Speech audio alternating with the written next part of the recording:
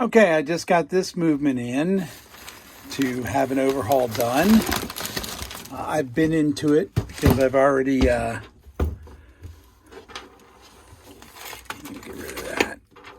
I've already taken the hammers off. You really want to take the hammers off because whether they look like this or not, it doesn't really matter. But you really sometimes it's leather, sometimes it's cork. You don't want to ruin that. So I take them apart, put them aside. Now, I did some preliminary looking around. The bushings don't look so bad. It looks like maybe one was done at some other time. But look at somebody around there. I don't think it's my client, but somebody sprayed it pretty good. I see something on this side. Not bad.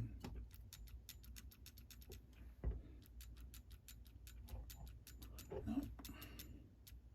So this is what I'm going to do. I'm going to clean it just like this. And I know a lot of people go, what? I don't know until I clean it. Let me clean it and then we'll come back and we'll reevaluate it and then we'll take it apart.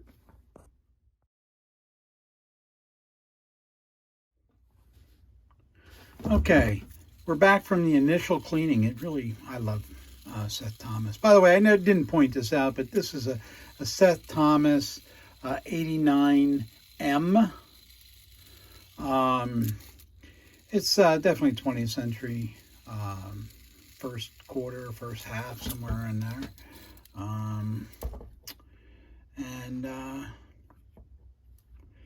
It's actually not in bad shape. It looks like it will need some bushings, but not terrible. Okay, let's flash back here. This was a shot that I did before I cleaned it.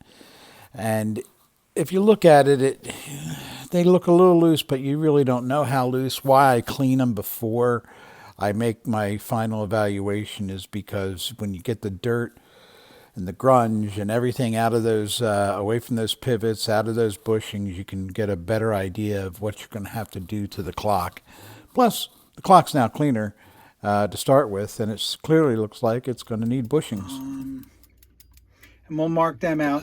I'll tell you why I normally just do the cleaning first, because when I look at these springs, they're set. This clock will be getting new springs, so it's going to get a full overhaul with new springs, and it should just run beautiful when we're done. Let's take a peek. Looks like the suspension spring's in good shape. We'll put that back in there, and it is chiming for me.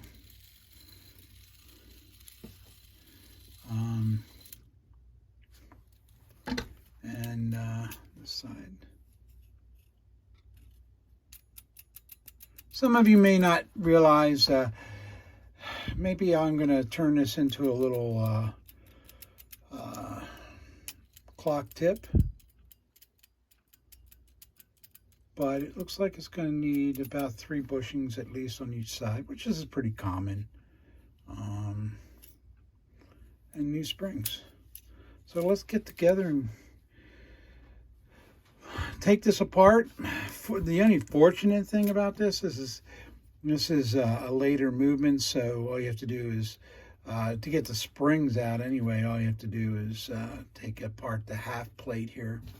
And really comes in handy, and I think I'll probably do a video in and amongst Gotta Fix This for Dave. Although